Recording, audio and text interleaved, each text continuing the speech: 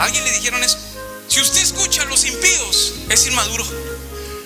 Si usted se deja influenciar por los impíos y anda pidiéndole consejos a la gente impía, no me puede decir que usted es maduro espiritualmente, porque si fuera maduro espiritualmente, el que menos buscaría fueran los impíos. Pero a veces escuchamos más a la gente impía que nos aconseje sobre las cosas. Eso habla de inmadurez. Número 2, cuando tú escuchas a la gente que no produce fruto en la iglesia, tampoco es madurez.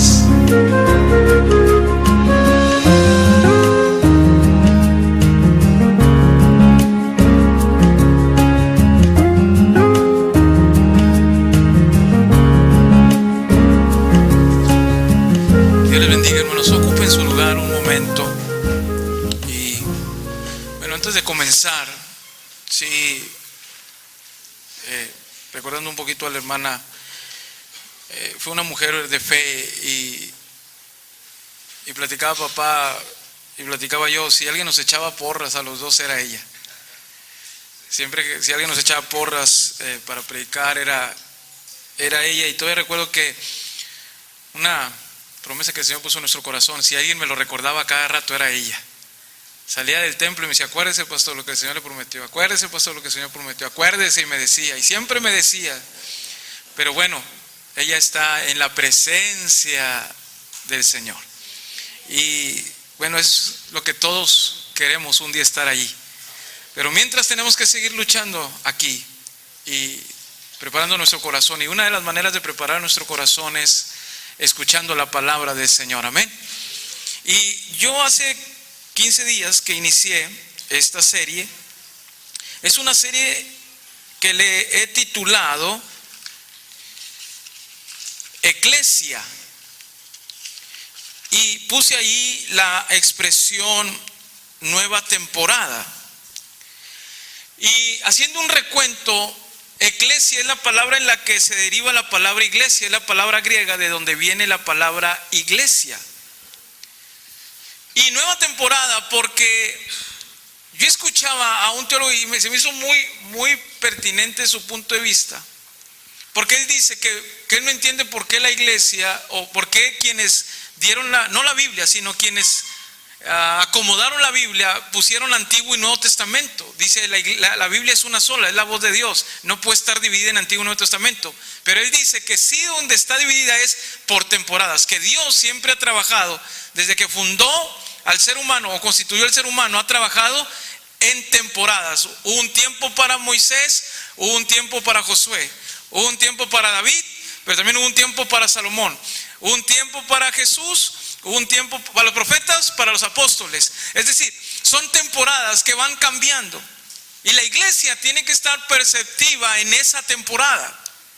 Nosotros mismos decimos que las bendiciones de Dios no son las mismas ayer, que cada día son nuevas las bendiciones, las misericordias de Dios. Por lo tanto, el trato con Dios de la iglesia es nuevo en temporada, y tenemos que estar perceptivos de qué es lo que Dios está deseando. Siempre Dios va modificando el camino en su palabra. Y entonces ahí, si quieren seguir, porque quiero ir recordando algunos puntos que hablé la semana pasada, y si vamos ahí dije que la iglesia es un cuerpo, y que la iglesia tiene que movimiento. Un cuerpo tiene que tener movimiento. De hecho, lo que prediqué la semana pasada y lo que voy a aplicar hoy tiene que ver con ese movimiento. Pero también dije que un cuerpo tiene equilibrio, y dentro de 15 días hablaré sobre el equilibrio que la iglesia debe tener. Hay dos cosas que la iglesia debe tener: movimiento y equilibrio. Y empecé sobre el movimiento y hablé sobre el Pentecostés, de cómo nace la iglesia. La iglesia nace en el Pentecostés. ¿Por qué llamamos Pentecostés? Porque la venida del Espíritu Santo fue sobre 120 personas que esperaban. Si nos regresamos, hijo, tantito, por favor. No, antes, ahí en donde dice Pentecostés, ahí. 120 personas esperaban en el aposento alto 50 días después de la ascensión de Cristo. Cuando viene sobre los 120, en el aposento alto había 120 personas, fue 50 días después de que Jesús sube al cielo. Entonces se llama Pentecostés. Y luego empecé a hablar. ¿Qué pasó después del Pentecostés con la iglesia? ¿Por qué la iglesia tenía movimiento después de la venida del Espíritu Santo? Primero, después del Pentecostés, para que vean todo eso, estamos en Hechos capítulo 2. Por favor, váyanse ahí, porque de ahí vamos a continuar con otras partes importantes sobre esto. Después del Pentecostés, tomaron la evangelización como un estilo de vida. No era si querían o no querían. No era a ver si tengo tiempo o no era tiempo. La iglesia entendió que parte del movimiento era evangelizar, ganar a otros. Y lo hacían todos los días, lo hacían con frecuencia. Dice la Biblia que todos los días por las plazas y por las casas no cesaban de enseñar a Jesús. Amén. Yo les decía que no hay que esperar. A veces dicen, es que en la iglesia no hay un equipo de evangelismo. No, el evangelismo es personal. A veces se forman equipos, pero Dios nos llamó a todos a evangelizar. No tenemos que esperar a que haya un equipo o que alguien nos diga, ándele hermano. No, es mi deber, como hijo de Dios, como alguien en movimiento, como un cuerpo en movimiento, ganar a otros para Cristo. Proverbios dice que el que gana almas es sabio. Número 2, después del Pentecostés, la iglesia perseveraba ¿en dónde? En la doctrina. Ahora, quiero que pongan mucho ojo en esto. Quienes hemos estado en un instituto bíblico nos han enseñado todo lo que tiene que ver con esto, con la doctrina, la teología y todo esto. Algo fundamental que nos enseñan es que cuando alguien lee un pasaje, ya sea un texto, un libro, hay un texto que es el centro de todo. ¿Me entienden? Cuando uno lee la escritura se va a dar cuenta o percibe cuál es el texto donde se encierra todo lo demás que se quiso decir, pero hay un texto clave. Y el verso clave de Hechos capítulo 2, aparte de la venida del Espíritu Santo, tiene que ver con esto. Que la iglesia tuvo movimiento porque perseveraban ¿en dónde? En la doctrina. Para mí ese punto es el que dirige todo lo demás. Si una iglesia no persevera en la doctrina, es una iglesia que no puede tener movimiento. Y ahorita más adelante lo voy a explicar, porque ahí vamos a encontrar el porqué de muchas cosas. Luego después hablé la semana antepasada que después del Pentecostés la iglesia vivía ¿en dónde? ¿O en qué? En comunión. Todos eran amigos, digan conmigo. Todos eran amigos. No solamente eran hermanos, eran amigos. Antes, hoy cuando viene una persona le dices, oye, no, mi casa es ahí en tu casa, ¿verdad? Si yo me quiero dirigir a mi casa, ¿qué le decimos a las personas? Ahí en su casa, pero realmente no es su casa, hermano, es la suya. Es puro, ¿cómo se llama? Pues el quedar bien, ¿verdad? Pero en aquellos años, en aquellos tiempos, el decir, es tu casa, prácticamente era así. Era así. La gente era tan amiga. La iglesia tenía comunión. Número 4. Después del Pentecostés, la iglesia vivía bajo una misma visión. Aquí nadie es llanero solitario en la iglesia. Un cuerpo, yo no puedo decirle a mi mano izquierda, vete a la derecha o vete hacia la izquierda y divídanse. No, para donde va el cuerpo va todo. En la obra de Dios no hay llaneros solitarios, eso es mentira del diablo. Si Dios llamó que la iglesia era un cuerpo, entonces todos tenemos que ir hacia una misma visión. Es la manera en que la iglesia avanza, es la manera en que la iglesia crece. Ahora, hasta aquí yo vi hace 15 días. Número 5, aquí empezaré. Después del Pentecostés, sus corazones eran, dígalo fuerte, sus corazones eran, quiero que vaya a Hechos capítulo 2, versículo 45, y le voy a pedir a alguien que me ayude a leerlo, por favor, con voz fuerte.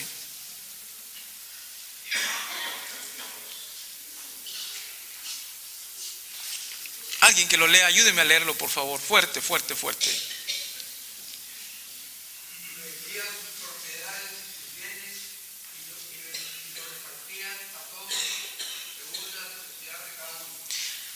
Dice, vendían sus propiedades y lo recaudado se lo llevaban a los apóstoles para que lo repartieran entre todos los hermanos, para que ninguno tuviera necesidad. Ahí no era que lo mío es mío y a mí me costó.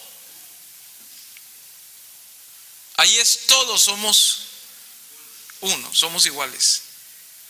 Y no estoy hablando que vendían una ropa o algo, estamos hablando de propiedades, es lo que dice la Biblia, o sea, posiblemente terrenos, posiblemente casas. Ellos vendían, ¿sabe? Dios los había bendecido y se habían dado cuenta que tenían bendición, pero también se habían dado cuenta que había gente de necesidad dentro de la misma iglesia. Tal vez a veces nosotros aquí nos miramos Y muy contentos nos saludamos y Dios lo bendiga, hermano. Y en mi mente está en comer algo rico, pero yo no sé si mi hermano llegando a su casa tendrá algo para comer. Para ellos no era así. Ellos sabían que si algo Dios les había enseñado era la generosidad. Por eso cuando alguien, hermanos, coopera en la iglesia, tiene que hacerlo con generosidad. Y yo quiero agradecer a los hermanos que cooperaron, porque ayer tuvimos un evento de jóvenes. Y vinieron muchos jóvenes y hubo de ustedes quien cooperaron, y a nuestra hermana Verónica y sus hijos que hicieron todo este aperitivo. Y qué tanta bendición fue que hasta ahorita alcanzaron los que estaban en la escuela dominical. Por eso dije, los que llegaron tarde, lo que se perdieron. Perdieron el ayuno. Pero gracias porque su generosidad hizo que muchos jóvenes ayer convivieran y fueran parte de muchas iglesias que estuvieron aquí. Cuando alguien piensa en Dios, tiene que pensar en todo generosamente. Ellos eran así, generosos. Eso era parte del movimiento de la iglesia. Ahora, número 6. Después del Pentecostés, la iglesia tenía responsabilidad, ¿qué? Cristiana. Quiero que vean el verso 46 en su primer parte, y le voy a pedir a un hermano que me ayude, por favor, a leerlo.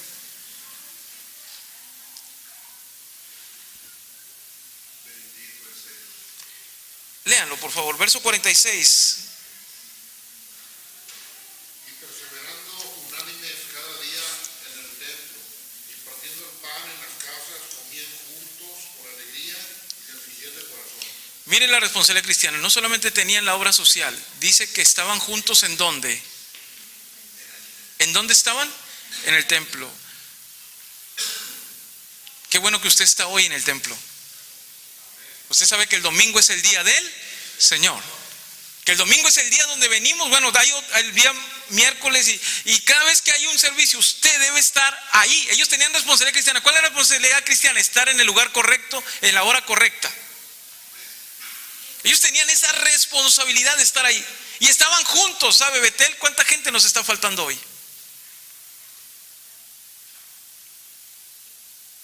Ellos estaban juntos, quiere decir, no faltaba ni uno.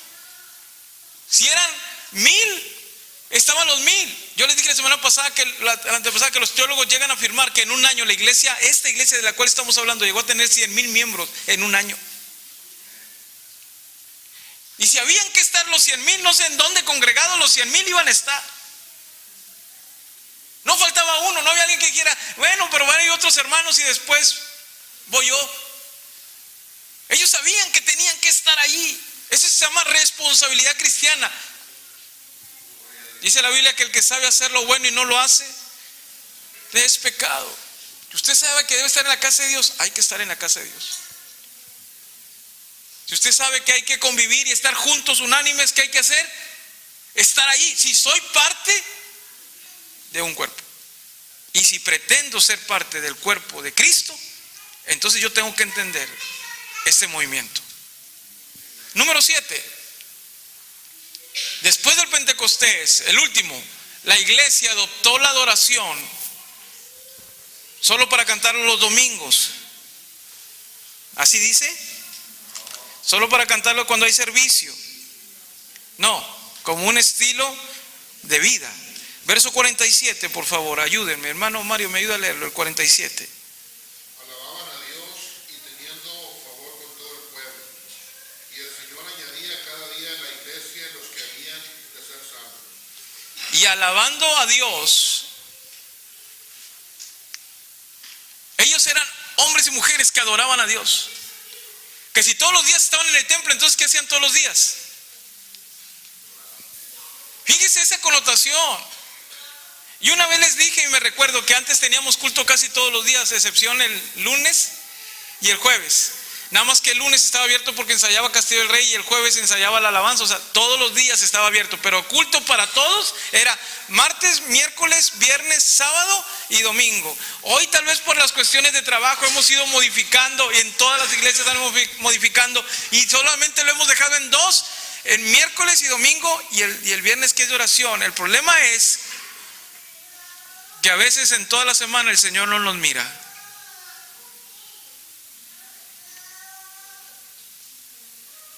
Ahora, ¿sabe cuál es el final de todo esto? que el texto termina diciendo, y todos los días el Señor añadía a la iglesia los que habían de ser salvos. Si todos los días adoraban, si todos los días estaban juntos en el templo, si todos los días evangelizaban, si todos los días convivían, si todos los días bajaban una misma visión, ¿qué iba a pasar todos los días? Que la gente iba a querer aceptar ese Jesús que ellos estaban viviendo. Yo tengo que poner a pensar, ¿por qué hay gente que no quiere aceptar a Jesús y está cerca de mí? ¿Será porque no ha visto en mí realmente algo diferente? Ayer el predicador confrontó a los muchachos. El Señor puso en mi mente poner el logo de enciéndete. Somos luz. Y ayer los confrontó diciendo que teníamos que ser luz en medio de las tinieblas. Dios nos llamó a la iglesia a ser luz. Esta era una iglesia que tenía movimiento. Y quiero decirle una cosa, esa es la iglesia que Jesús instituyó. Ahora bien, para mí hay dos cosas que detonan el movimiento de una iglesia. El primero va a aparecer ahí. Dígalo fuerte conmigo. El Espíritu Santo. Dígalo fuerte otra vez. El Espíritu Santo. ¿Quién dirigió a la iglesia de Hechos? Espíritu Santo. ¿Quién nos dirige a nosotros? Una iglesia que detona movimiento es la iglesia que tiene la energía para que pueda prenderse. Y esa energía es producto del Espíritu Santo. Ahora, el Espíritu Santo fue el que inició todo. Porque Él fue el que bautizó a la iglesia. Cuando Pablo y Bernabé fueron llamados, dice la Biblia que le pareció bien ¿a quién? Al Espíritu Santo. El que dijo qué tenían que hacer con ellos fue el Espíritu Santo. Es decir, el Espíritu Santo es el que maneja y mueve todas las cosas. Ahora, hay muchas cosas que el Espíritu Santo hace en favor de los hijos de Dios, pero hay 4 que producen la iglesia y en la vida de un cristiano. La primera, y tiene que ver con el poder. Diga conmigo poder. Siempre que hablamos de poder, siempre pensamos en hacer milagros y en hacer cosas así, pero no. En original griego, en el Nuevo Testamento, aparecen 4 connotaciones diferentes de poder. Número 1, el que todos conocemos, se llama dunamis. Diga conmigo, dunamis. El dunamis es el poder que capacita. Este es el poder en el cual nosotros ponemos las manos sobre los enfermos y ellos sanan. Este es el poder que Jesús utilizó para poder resucitar a los muertos, poder hacer milagros. Este es un poder que capacita. Sin embargo, viene otro que se llama exousia. Exousia es el poder que da autoridad, el poder que le da legitimidad.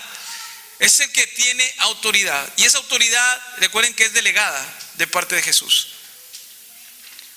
El dunamis no es para tener autoridad, es para activar los dones que hay en nosotros. Pero el exousia es la autoridad. Y aquí es donde muchos creyentes pueden detener, porque no es con gritos que tenemos autoridad. Mucha gente piensa que mientras más grita, más autoridad está mostrando. No. Créanme, los policías que están en una calle no necesitan gritarle para que usted se detenga. Simplemente con verlos y verlos uniformados sabe que ese uniforme le da una autoridad. Satanás sabe qué creyente tiene autoridad, quién no tiene autoridad. Es más, Satanás sabe qué iglesia tiene autoridad y qué iglesia no la tiene. Y eso no es producto de lo que usted quiera y desea hacer. Eso es producto de la presencia del Espíritu Santo en nosotros. Porque el que da autoridad es la presencia del Espíritu Santo en nosotros. Número 3, energía. Es el poder que da energía, el poder que activa.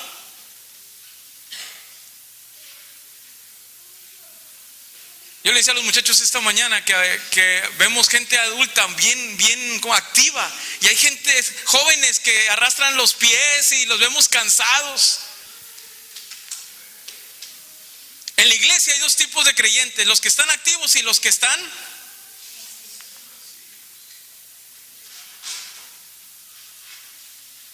Amén. En la iglesia hay personas que dicen: díganme qué hacemos. La iglesia dice: siempre hay algo que hacer. Mire, yo le voy a decir algo, ¿no? Y mi esposa está aquí de testigo. Cuando nosotros pastoreábamos en otros lugares, yo soy una persona que me gusta que la iglesia esté limpia, porque es la casa de Dios. Y a mí no me da pena trapear la iglesia, ni mucho menos. Yo iba temprano, abría la iglesia, y mi esposa se venía conmigo, y los dos, uno por un lado y otro. Si había un papelito, lo agarraba, porque cuando entraba la gente, había hermanos que ya sabían, se venían antes. Pero yo quiero decirles algo, hermano. Mucho tiempo duró muy sucio la rampita, y había como acerrín de este lado. Y me esperé 15 días para predicarlo hoy. Tal vez usted estará pensando: pastor, ¿por qué no lo hizo? No, porque yo quería saber si alguien tenía la actitud de agarrar una escobita y decir: en la casa de Dios y voy a limpiarlo. Y créanme que hasta el día de ayer fueron los jóvenes los que quitaron eso. Una persona que está activa siempre está viendo qué requiere la casa de Dios. Que si están chuecas las sillas, no necesito decirle yo, no necesito decirle al pastor: hermanos, acomoden la silla, yo tengo que hacerlo. Una persona que está activa es una persona que anda buscando qué se requiere, qué se necesita, qué está estorbando, qué no está estorbando, qué se requiere, qué hay que hacer, cuándo hay que venir, a qué horas hay que estar. Es una persona que tiene la energía del Espíritu Santo, que sabe que no puede estar pasivo, tiene que estar activo. Pero una persona que es negligente, que no tiene la presencia del Espíritu Santo ni la energía, no importa cómo esté, puede ver la basura a un lado y no lo va a recoger.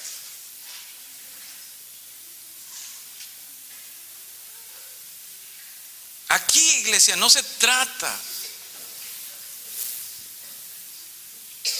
de quién nos dice las cosas, se trata de que mi servicio es para Dios. Si usted cree que su servicio en la iglesia es para mí, está equivocado totalmente, porque yo también sirvo a Dios y también de alguna manera los sirvo a ustedes.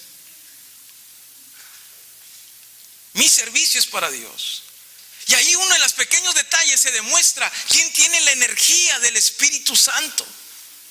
En las pequeñas cosas se demuestra quién tiene el deseo de servir a Dios y quién está en off por completo. Bien dijo nuestro Señor: por sus frutos. Yo puedo decir lo que yo quiera de mí, usted puede decir lo que quiera de usted, pero lo que realmente habla de quiénes somos son los frutos. Amén. Dile a la persona que está a su lado: son tus frutos, hermano. Son tus frutos. Y número 4, argei. Argei es el poder que da resistencia, es decir, la perseverancia. El argei es lo que el Espíritu Santo produce, que aunque vengan dificultades, vengan situaciones a tu vida, tú te mantengas firme en lo que has creído. El Espíritu Santo es el coach que te dice: no te rindas, sigue adelante. El Espíritu Santo es el que te dice: adelante, sigue, yo estoy contigo, acuérdate de las promesas del Señor, que el Señor estará contigo todos los días hasta el fin del mundo, que no te va a dejar ni te va a desamparar. Eso es el argei. Cuando alguien a la primera se desquebraja, entonces le faltaba la presencia del Espíritu Santo. Yo me he topado con mucha gente que dice: no, pues que en aquella iglesia, no, porque aquella no. Lo que te faltó fue la presencia del Espíritu Santo. El Espíritu Santo es la fuente vital de la iglesia. Ahora, lo que detonó primero fue el Espíritu Santo. Lo segundo que detonó el movimiento, o detona el movimiento de una iglesia, mire cómo se llama: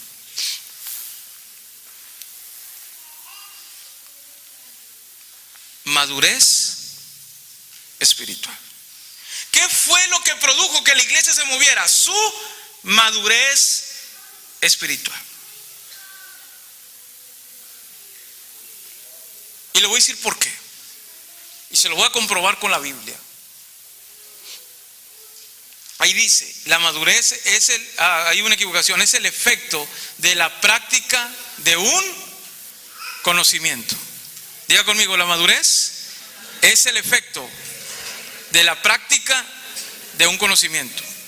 La labor pastoral es brindarle a usted un conocimiento bíblico bueno.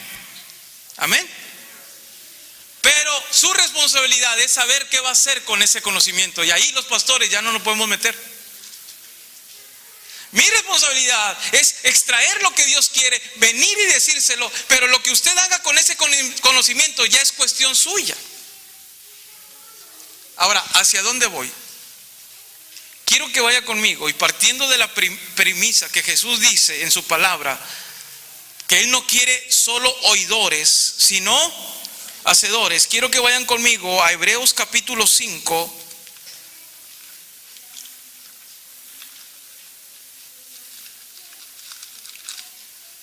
Hebreos capítulo 5, verso 11.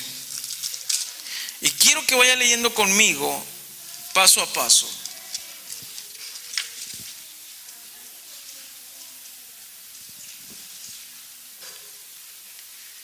Acerca de esto tenemos mucho que decir y difícil de explicar, por cuanto os habéis hecho tardos para oír. Primer punto, escuchen lo que dice el escritor. Aunque uno escribe, lleva diferentes tonos como se escribe. Pablo escribía con tonos muy duros e incluso con tonos muy sarcásticos. Era la manera en que escribía el apóstol Pablo. Quien escribe aquí en Hebreos está hablando de una manera dura y dice, de esto tenemos mucho que decir. Y dice, y no sé cómo explicar, es decir, no sé qué les está pasando, porque se están haciendo tardos. ¿Para qué? ¿Tardos para qué? ¿Por qué es tan importante esto? Escuchen, esta misma palabra oír es la misma palabra que aparece en Deuteronomio cuando dice, oye, oh Israel, oyes la acción de oír. Pero para el judío la acción de oír aparece la palabra Shema. Para el judío el oír o el escuchar liga dos acciones: el oír y el hacer. El oír y el hacer. Cuando Jesús dice, no quiero oidores, sino quiero hacedores, se aplica la palabra Shema. Deuteronomio, oye pues Israel, Shema. Y ahora dice, son tardos para el Shema. Es decir, escuchan pero no hacen. Y el problema es que para Dios una persona que no hace es alguien que no escuchó, aunque diga que sí. Para Dios una persona que no se activa es una persona que no escuchó. Amén. Cuando están en su trabajo y alguien le habla, ¿qué hace? Si alguien le habla a usted en su trabajo que te dice, Alexis, ven por favor, ¿qué va a hacer Alexis? Vas a ir, tienes que reaccionar a lo que te están diciendo. Pero si te hablan y tú no escuchas, si te dicen, es que te estoy hablando, y tú dices, es que yo no lo escuché. Y porque no escuchaste, no pudiste reaccionar. Cuando alguien escucha la voz de Dios y no reacciona a la voz de Dios, tiene problemas serios. Ahora bien, sigamos porque todavía vamos con la madurez espiritual. Dice, porque debiendo ser ya maestros después de tanto tiempo, en la nueva versión, en la nueva traducción viviente dice, debiendo estar enseñando a otros porque tienen muchos años en la iglesia. Eso es lo que significa. ¿No le está hablando a una persona que tenga 2 semanas en la iglesia? Y yo creo que los que estamos aquí tenemos más de 1 año conociendo al Señor. Entonces es a nosotros a quien nos está hablando. Que teniendo tanto tiempo, ¿cuánto conocimiento creen que adquirieron en ese tiempo de la Biblia? ¿Cuánto conocimiento creen? Ahorita hay un challenge, ¿no? Le llaman, un reto. ¿Verdad que sí? Donde pones lo que eras hace 10 años y cómo estás ahora 10 años. Y hay unos que no cambian, ¿verdad? Siguen iguales. Y anda todo el mundo ahí poniendo cómo yo era 10 años, cómo era hace 10 años y cómo ahora soy. Y todo el mundo, ya está cristianos ahí poniendo sus fotos de cómo era. Yo les invito a otro reto. Ese reto no lo publique, no lo veas ahí en Facebook, no lo pongas. Es un reto en tu corazón. Hace 10 años, ¿cómo estaba tu madurez espiritual o tu vida cristiana? Y ahora en 10 años después, ¿cómo está? Lo más triste es que muchos se van a dar cuenta que no han crecido nada, que siguen en el mismo nivel. Y eso es lo que le está diciendo el escritor. Ustedes ya debiendo ser maestros, tienen necesidad que se les vuelva a enseñar los principios, porque son como niños que tienen necesidad de leche, porque el alimento sólido solo es para los maduros espiritualmente. ¿Oyeron lo que dije? Y eso es lo que está escrito ahí. Porque el alimento sólido solo es para los maduros, dice el escritor en el verso que sigue. Y ustedes ya teniendo que comer eso no pueden porque son niños, porque son inmaduros. ¿Por qué? Porque el conocimiento nunca lo llevaron a la práctica. En la iglesia, no son los años que estés aquí. Para la madurez espiritual no son ni siquiera las experiencias que has tenido en la iglesia con Dios. La madurez espiritual es producto de la activación de un conocimiento de la Biblia. Eso es lo que produce la madurez y es lo que está diciendo él. Ahora, capítulo 2 de Hebreos, versículo 1 dice, allá atrásito: por tanto, es necesario que con diligencia, ¿cómo? Con diligencia atendamos a las cosas que hemos oído, no sea que nos... ¿Qué tenemos que hacer? Atender las cosas que hemos... ¿Qué le dijo Pablo a Timoteo? Las cosas que has visto y oído de mí, eso enséñale a otros. La madurez es producto. Usted puede tener mucho conocimiento, usted puede saber mucho, pero si usted no pone en conocimiento, el conocimiento a la práctica, sigue siendo un niño que requiere que se le enseñe cómo hacer las cosas. ¿Por qué la iglesia tuvo ese impacto? No solamente porque el Espíritu Santo estaba ahí. ¿Se acuerdan que yo les dije que pusieran en mente que ellos perseveraban en la doctrina de los apóstoles? ¿Se acuerdan? Aquí dice que el conocimiento de la madurez es producto de la activación de un conocimiento. Y ellos perseveraban, quiere decir, activaban lo que se les predicaba. Por eso tuvo tanto éxito la iglesia que el Señor instituyó. Porque no solamente era dirigida por el Espíritu, sino todos los creyentes tenían una activación del conocimiento. Tal vez aquí haya gente que pueda dar una cátedra de muchas cosas por el conocimiento, pero el Señor todavía los sigue viendo como niños, porque no puede con las cosas más pesadas. Era una iglesia que podía fluir en los dones y en los ministerios, que no había nada que lo detuviera. No había gente que se desilusionara, no había gente que estuviera batallando, porque había madurez. Y créanme que una iglesia que no tiene madurez es una iglesia que está en peligro.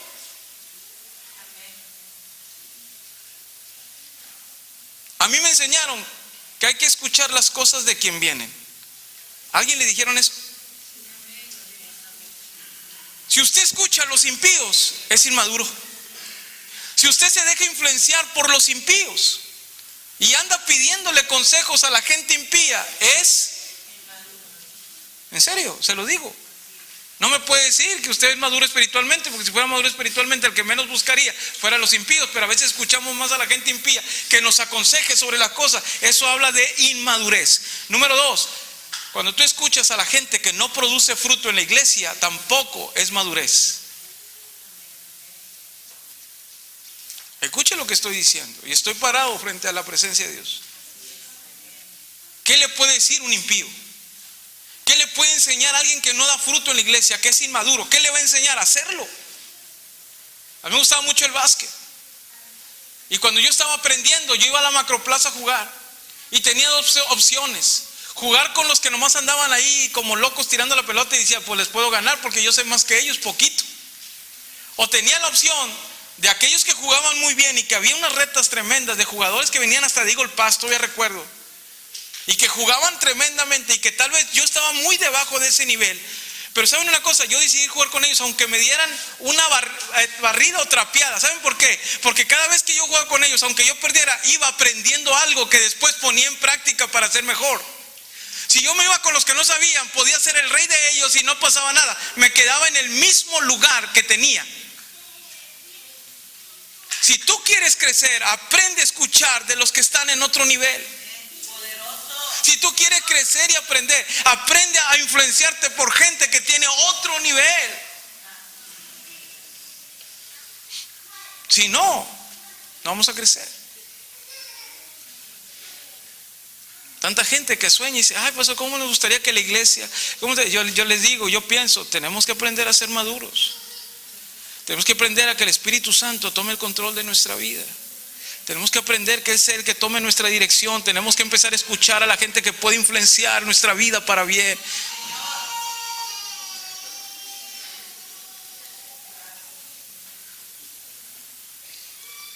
Satanás es muy astuto, iglesia. ¿Cuántos saben que Satanás no duerme y es muy astuto?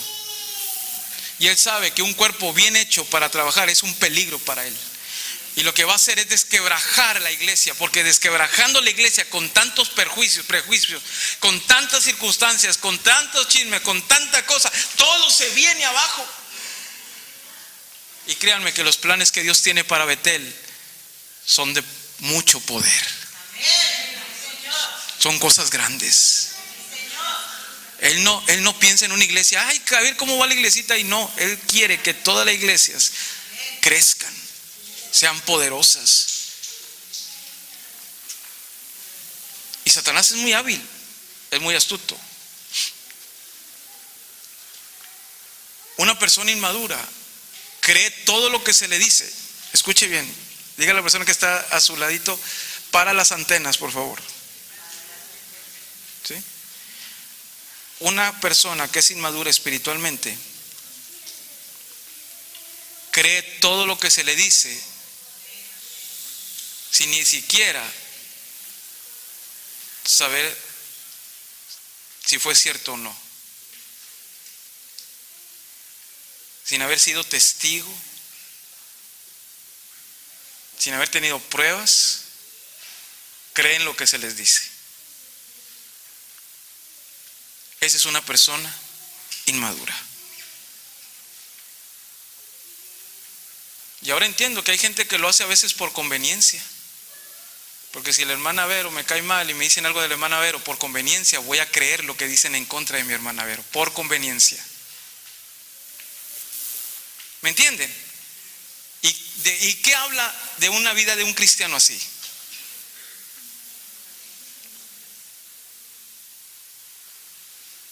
Amén.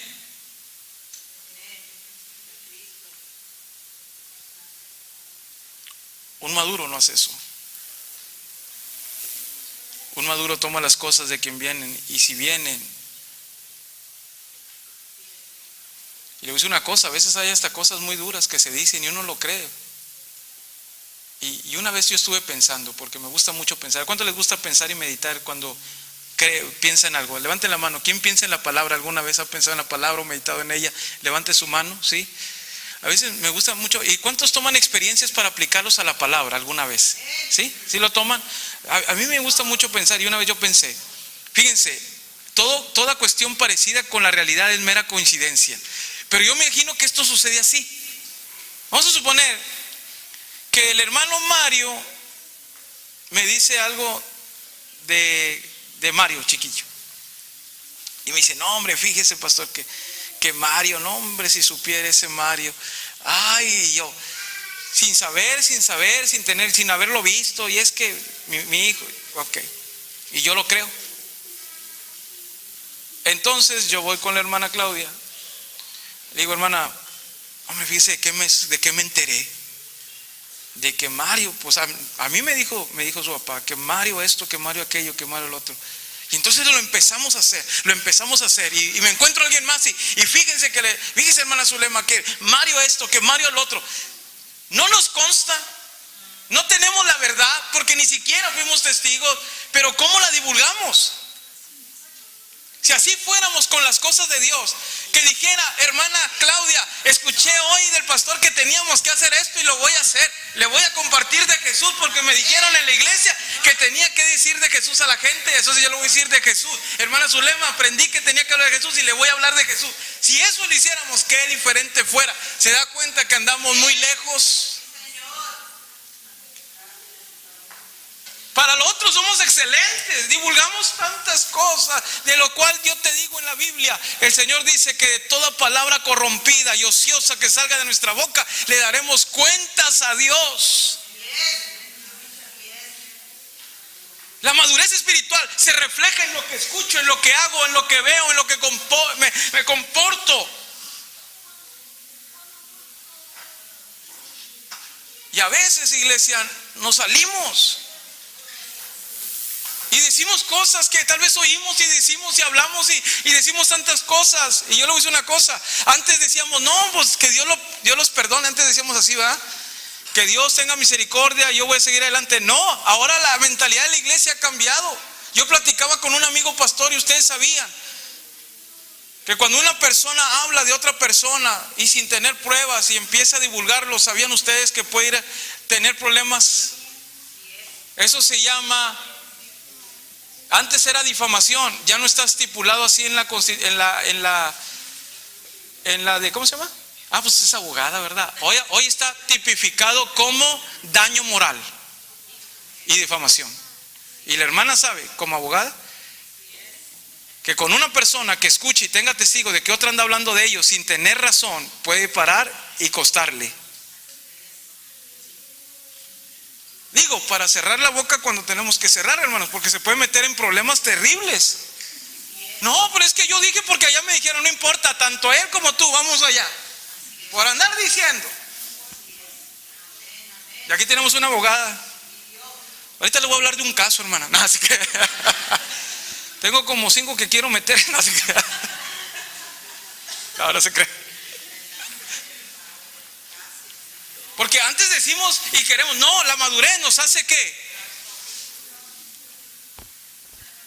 Tener ecuanimidad. ¿Sabe por qué la iglesia tan hermosamente iba creciendo? Porque no había prejuicios, que eran maduros. ¿Y por qué eran maduros?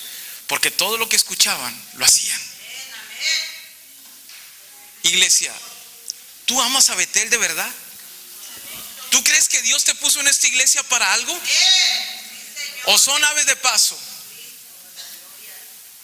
Pero si Dios puso tu vida, yo siempre he creído que cuando una persona va a una iglesia es porque ahí es donde Dios lo pone. Y si Dios te pone ahí es porque entonces tienes algo que hacer ahí y también tienes que aprender algo ahí. Así dice la palabra. Y si tú estás aquí, entonces fue porque Dios en su sabiduría te puso para que activaras algo en tu vida aquí. Y la madurez me enseña que tengo que hacerlo. Si tú tienes dones, ministerios y tienes conocimiento, entonces entiende que la madurez te dice hay que activarla.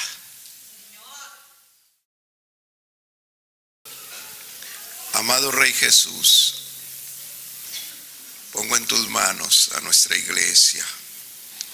No sabemos qué nos depara el día de mañana, pero estamos seguros que tú estarás con nosotros. Llévanos a casa con bendición del cielo y sella los labios y confunde la mente que nos quiera quitar la bendición de este día. En el nombre de Jesús el Señor. Así sea. Amén. Que la bendición de nuestro Dios Padre, la participación de Dios Hijo y la bendición del Espíritu Santo sean con todos nosotros. Amén. Dios les bendiga a todos. Salúdense, por favor. Dios les bendiga.